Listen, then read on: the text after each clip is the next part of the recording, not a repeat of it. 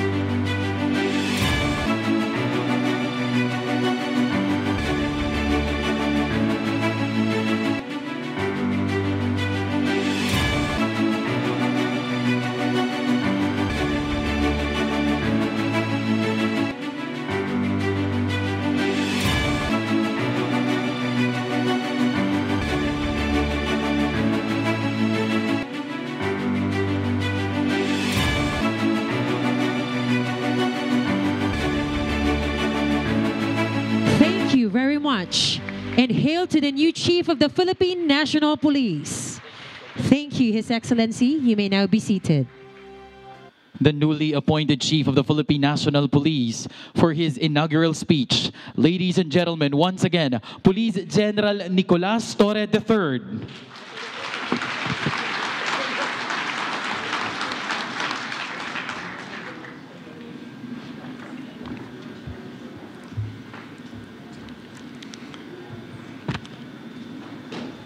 His Excellency Ferdinand R. Marcos Jr., President of the Republic of the Philippines, members of the Cabinet, led by Executive Secretary Lucas Bersamin and Secretary of the Interior and Local Government, Juanito Victor Sirimulia, sir,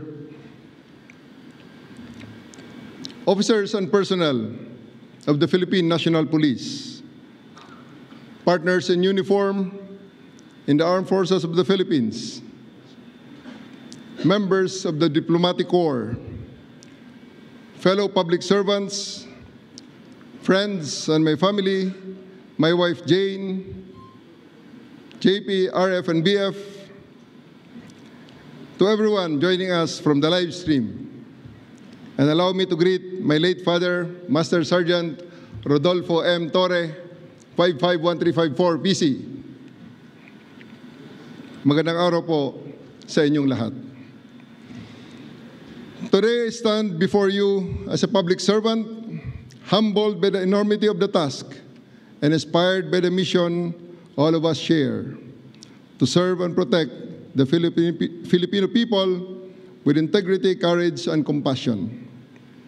To President Marcos, sir, thank you for entrusting me this responsibility, sir. This is a position of trust, and as a duly elected representative of the Filipino people, you have my full commitment, and I will abide solely by your directive in faithful service to our nation and the strengthening of the Philippine National Police.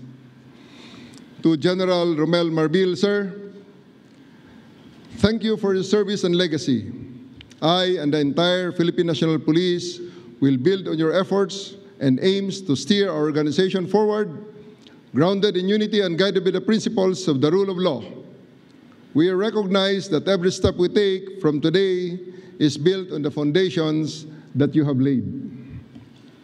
And to the Filipino people, the very reason for our existence, we, the Philippine National Police, shall work harder to earn and ensure that our communities are safe, your rights are respected, and your trust is earned. I believe that we are ready to deliver on your expectations as we had done in the past. At hindi ako nag-iisa.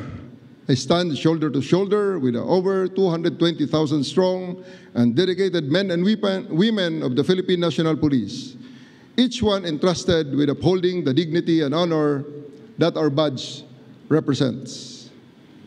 As your Chief of the Philippine National Police, in addition and in continuation of the legacy of General Marbil, I will lead with three core pillars.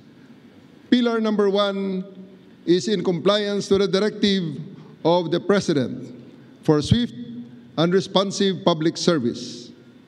We will institutionalize a 3-minute emergency response time in major urban centers, and this had been done already during my term in Quezon City in the 3-minute response time project. This is not just a benchmark, it is a lifeline. Every call for help deserves immediate attention and action. We will be present. Makikita nyo kami sa kalsada, sa komunidad, sa palengke at sa bawat lugar na kinakailangan ng ating presensya para magbigay ng kapanatagan at ng kalooban. Kung nasaan man ang bawat Pilipino, sila ay ligtas. To support this, we must ensure pillar number 2, unity and morale within the ranks. A divided force cannot defend a nation, thus we will strengthen our core from within, guided by discipline, mutual respect, and leadership by example. To our men and women in uniform, we expect the best from you in protecting others. With this expectation, we will also give you the best training, best leadership, best support, and the best opportunity to grow in this institution. Because those who are asked to give all also deserve nothing less in return. Pillar number 3, accountability and modernization. In support of the President's reform agenda and of key pillar number 1 on swift and responsive public service, we will modernize our systems, enhance our investigative tools, and adopt innovative technologies that protect rights while ensuring order. In support of these 3 pillars, I give you these 3 promises. Una, sa buong kapulisan, nandito ako at ako ay lagi niyong kasama. Sabay nating harapin ang lahat ng hamon ng ating organisasyon at sabay nating pangalagaan at itaas ang dangal ng ating uniforme. But I will ask something from you in return of this promise. Sa ilalim ng aking pamumuno, action will be rewarded. Hindi sapat ang pogi points. We will reward those policemen who will work hard on our 3 pillars. Respond to public swiftly, unite and uplift the morale of your fellow public servants, and hold yourself and others within the ranks accountable. Real talk lamang. No need for endorsements under my leadership. Appointments will be based solely on merit, and only the most competent will be entrusted with the right positions in the right places. Deliver excellence in your police work. File affidavits, execute warrants, bring criminals to justice, raise your hands in front of judges and fiscals, and provide evidence against these criminals to support their conviction. and you will be recognized and rewarded. Of course, I have to reiterate that all of these actions must be done within the ambit of the law, evidence-based, and rights-respecting. I challenge each and every member of the PNP to be louder than me, not only in words, but also in action. When you're doing extraordinary things for the people, you deserve to be heard and recognized. Magubanta sa pagserbisyo nga matinud-anon. Magbinuligay kita sa aton ginahandom nga kalinong sa aton nga nasyon. Agtitinulong tayo amang salaknib iti panggilan tayo. Sama-sama nating iangat ang watawat ng isang malinis at tapat na pambansang kapulisyan. Pangalawa, to our foreign guests and residents, we are happy that you have chosen the Philippines to be your second home. I promise that all of our laws apply equally to all, regardless of nationality. We are committed to upholding everyone's right, safety, dignity, including yours. Pangatlo, para sa bawat Pilipino, sa ilalim ng aking pamumuno, ang batas ay patas, ang serbisyo ay mabilis, at ang kapulisyahan ay karapat-dapat ng inyong tiwala. Hindi nyo na kailangan pang pumunta sa kung saan-saan at hindi namin kayo pagpapasapasahan at ang PNP na lamang ang inyong maging sumbungan ng inyong mga hinaing, lalong-lalo na ng paglabag ng inyong karapatang pantao. Tulungan nyo kaming tulungan kayo. We acknowledge your active partnership in creating the bagong Pilipinas we all dream of at buong puso kaming nagpapasalamat. Huwag kayong bibitaw at manatili sana kayong katuwang sa pagtaguyod ng kapayapaan at kaayusan ng ating bayan. We will strengthen our partnerships with the public so we can better understand local needs and respond to them with empathy and precision. Today marks more than a beginning. It is a defining moment. Thus, let us seize it with unwavering courage, grounded in humility and a relentless commitment to serve the Filipino people with honor, excellence, and integrity. Maraming salamat po. Mabuhay ang pambansang pulisya, mabuhay ang bagong Pilipinas, mabuhay ang sambayanang Pilipino, at sa bagong Pilipinas, ang gusto ng pulis, ligtas ka! Maraming salamat po.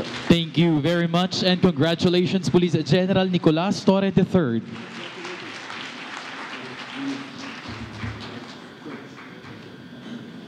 You may now be seated, sir.